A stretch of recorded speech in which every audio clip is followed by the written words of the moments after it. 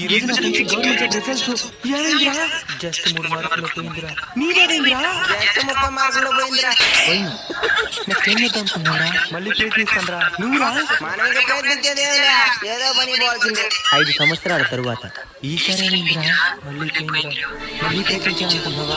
లేదురా. ఇంక ప్రయత్నిద్దామరా. జోబులో 1 రూపాయి లేదు. నన్ను అప్పిమంటావా? ఒకప్పుడు ఒక చిన్న హోటల్ ఒక పనికి చేరి ఇప్పుడు నేనే సొంతంగా హోటల్ పెట్టి 30 మందికి పని ఇస్తున్నా.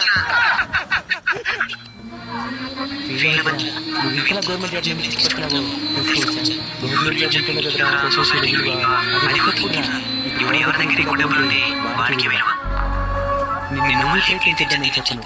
ఎందుకంటే నీ శక్తి సామర్థ్యాల గురించి పూర్తిగా తెలిసిన మనిషి నువ్వు మాత్రమే. ఒకవేళ నీకు మళ్ళీ సాధించగలనిపిస్తే ప్రయత్నించు, లేదంటే మరొక మార్గాన్ని చూపించు. ఎందుకంటే ఇక్కడ గవర్నమెంట్ జాబ్ మాత్రమే జీవితం కాదు, ఇక్కడ డబ్బే ప్రధానం.